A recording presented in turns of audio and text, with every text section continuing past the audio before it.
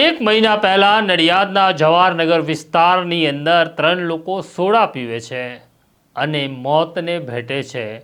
Police અને મીડિયાને આશંકા એવી હતી કે આ લઠ્ઠાકાંડ છે, પણ ખેડા પોલીસે લઠ્ઠાકાંડની શક્યતા નકારી કાઢી હતી।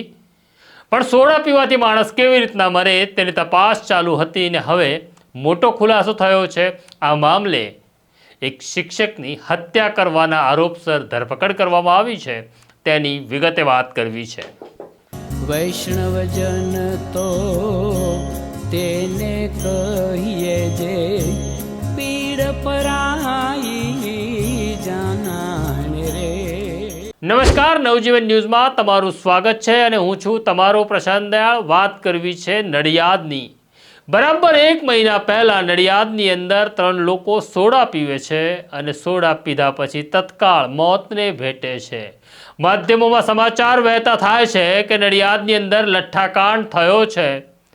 ખેડા પોલીસ દોડતી થાય છે, ખેડા પોલીસના અધિકારીઓ એક્શનમાં આવે છે, ઠેર ઠેર તપાસ શરૂ કરવામાં આવે છે, પણ પોલીસને કોઈ ઘટનાનો સુરાગ મળતો નથી। જે માર્યા ગયા હતા 3 વ્યક્તિ, તે લોકોએ સોડા પીધી હતી એવું એમના નજીકના મિત્રો અને સ્વજનોનું કહેવું એવું હતું। આ ગુજરાતની એવી પહેલી ઘટના હતી કે સોડા પીધા પછી કોઈ મોતને ભેટે છે, પણ પોલીસને આ થિયરીમાં ભરોસો નહોતો। એટલે ખેડાના એસપી રાજેશ ગડિયા તાત્કાલિક ફોરેન્સિક અધિકારીઓને ઘટના સ્થળે બોલાવે છે અને જ્યાં આ મૃતકોએ સોડા પીધો હતો ત્યાં ડસ્ટબિનમાં તપાસ શરૂ કરવામાં આવે છે। સોડાની ખાલી બોટલોની તપાસ શરૂ થાય છે અને ફોરેન્સિક અધિકારી રિપોર્ટ આપે છે। જે ખાલી બોટલો મળી તેમાં સોડિયમ નાઇટ્રેટના અવશેષો છે। સોડિયમ નાઇટ્રેટ એક પ્રકારનું ઝેર છે અને અતિઘાતક ઝેર છે કે જે પીતા જ માણસને મોતને ભેટે છે। પોલીસે આસપાસ રહેલી તમામ દુકાનોમાં તપાસ કરી અને સોડા ક્યાંથી આવી તેનો તાગ મેળવવાનો પ્રયત્ન કર્યો।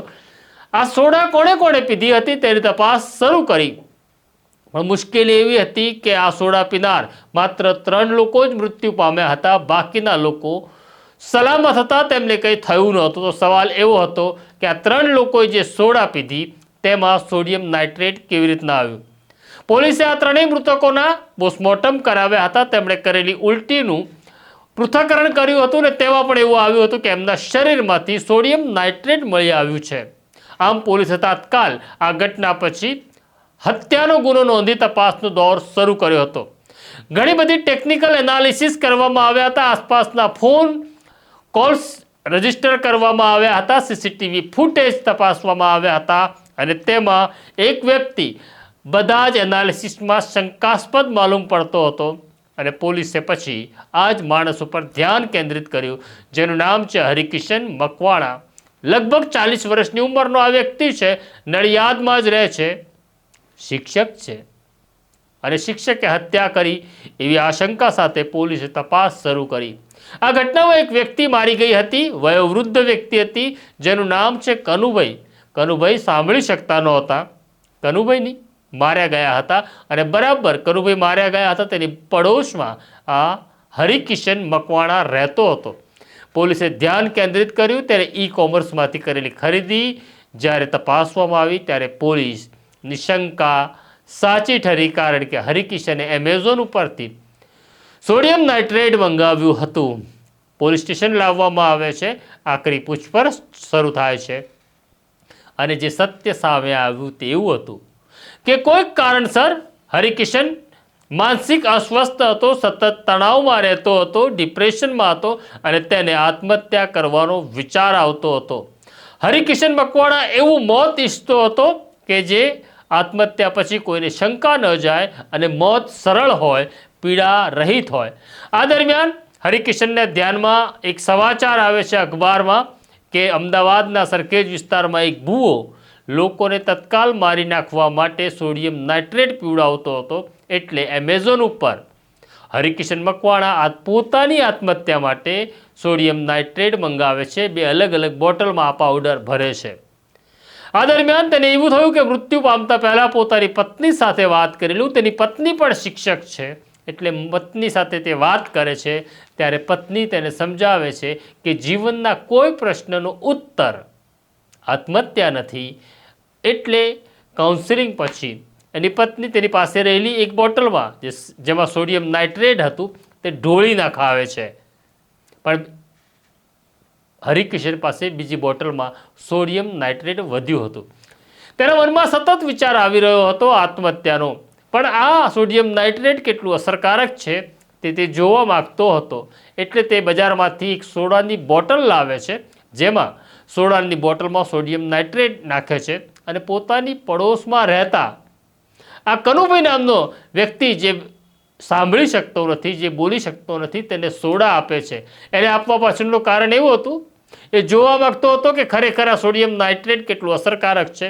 અને બીજું, જો કનુભાઈને આપે તો કનુભાઈ બોલી શકતા નથી, સાંભળી શકતા નથી, એટલે પોતાનું નામ ક્યારેય આવશે નહીં. એવા ઈરાદે તે સોડિયમ નાઇટ્રેટ ભરેલી સોડા કનુભાઈને આપે છે. કનુભાઈ સોડા લઈને બહાર નીકળે છે, ગલીના નાકે આવે છે. ત્યાં પોતાના બે મિત્રો મળે છે, તેમની સાથે બેસીને સોડા પીવે છે. મારવાના હતા માત્ર કનુભાઈને, જોવાનું હતું કનુભાઈને શું અસર થાય છે. પણ સમયે કંઈક જુદું વિચાર્યું હતું. કનુભાઈ પોતાના બે મિત્રોને પણ સોડા આપે છે અને ત્રણેય વ્યક્તિ મોતને ભેટે છે. આમ એક માનસિક બીમાર વ્યક્તિ 3 લોકોની હત્યા કરે છે. આ મામલે હરિકિશન મકવાણાની ધરપકડ કરી. કોઈ પણ સમસ્યાનો અંત અથવા ઉકેલ આત્મહત્યા નથી, એ બહુ સ્પષ્ટ છે. એટલે આત્મહત્યાના વિચાર આવતા હોય તો નજીકમાં માનસિક રોગોના ડૉક્ટર પાસે જાઓ, તમારી સારવાર કરાવો. કારણ કે મન પણ બીમાર પડે છે, જેમ શરીર બીમાર પડે છે તેવી રીતના તો આ ઘટના એક માનસિક બીમાર વ્યક્તિની શિક્ષકની છે, જેણે 3 હત્યાઓ કરી નાખી. પોલીસે હરિકિશન મકવાણાની ધરપકડ કરી છે. આ મામલે એસપી રાજેશ ગડિયા સતત સુપરવિઝન કરી રહ્યા છે. જોઈએ આગળ કેટલા રહસ્યો બહાર આવે છે. તો આ સ્ટોરી તમને કેવી લાગી કોમેન્ટ બોક્સમાં જરૂરથી લખજો. અત્યારે મને અને મારા સાથી જયંત દાફડાને રજા આપો. નમસ્કાર. વૈષ્ણવજન તો તેને કહીએ જે પીડ પરા